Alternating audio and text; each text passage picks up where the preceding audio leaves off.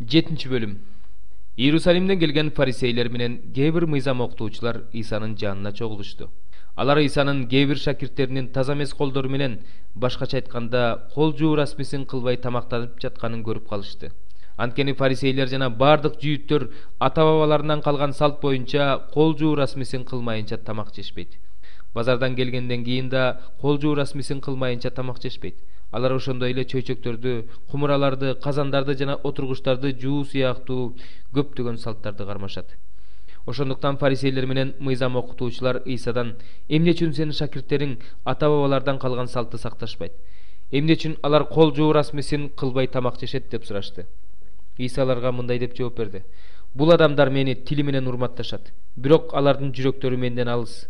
Алардын мени урматтаганы бекер, анткени алардын үйрөткөнү адамдык эрежелер" деп Ишая 200-дүлөр силер жөнүндө туура пайгамбарчылык кылган.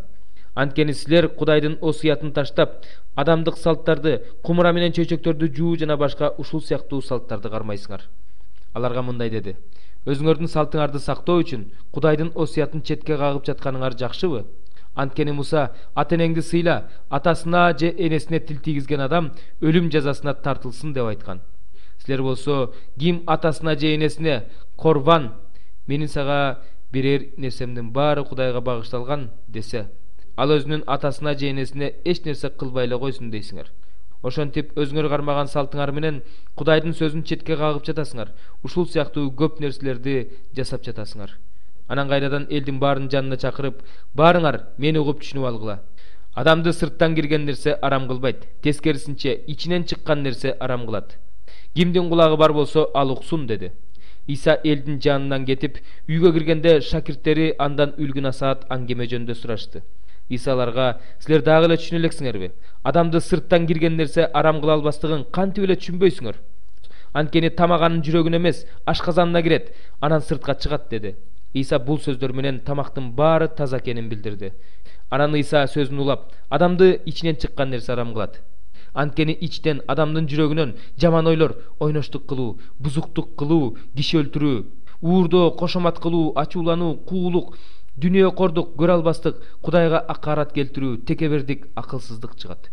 Мына ушул жамандыктын баары адамдын ичинен чыгып, аны арам кылат" деди. Иса ал жерден чыгып, Тир жана Сидон аймактарына келип, бир үйгө кирди. Ал өзүнүн келгенин кимдир бирөөнүн билүүсүн каалаган жок, бирок эл билип калды. Жин оорулуу кызы бар бир аял Иса жөнүндө угаары менен келип, анын бутуна жыгылды. Сироп-Поиникелик бул аял бутпарас болчу. Ал Исадан кызынын ичинен жинди кууп чыгаруусун өтүндү. Бирок Иса аялга: "Адегенде балдар тойсун, анткени балдардын нанын тартып алып иттерге ыргыткан жакшы эмес" деди. Аял болсо: "Ооба, ошондой теңир. Бирок иттер да балдар жеген нандын үстөлдүн астына түшкөн күкүмдөрүн жешет" деп жооп берди. Ошондо Иса ага: "Ушул сөзүң үчүн үйүңө бара бер, сенин кызыңдын ичинен жин чыгып кетти" деди. Аял үйүнө келгенде кызынын жин оорусунан айыгып төшөктө жатканын көрдү. Иса Тир, Сидон аймактарынан чыгып, Декапол дубан аркылуу кайрадан Галилея көлүнө келди. Ага дүлөй жана кекеч бир адамды алып келишип, мунун үстүнө колуңду коюп койчу деп өтүнүштү. Иса аны элден бөлүп четке чыгарды да, эки манжасын анын кулагына салып, анын колуна түкүрүп, анын тилине тийгизди. Асманды карап терең үшкүрдү да ага: "Эффафа, ачыл" деди. Ошол замат анын кулагы ачылып, тили чечилди. Ал кекештенбей, так сүйлөп калды. Иса аларга муну эч кимге айтпоону буйруду. Бирок канчалык тыйса да алар элге ошончолук жайышты. Адамдар аябай таң калышып, анын кылган ишинин баары жакшы, дүлөйлөрдү угузуп, дудуктарды сүйлөтүп жатат дешти.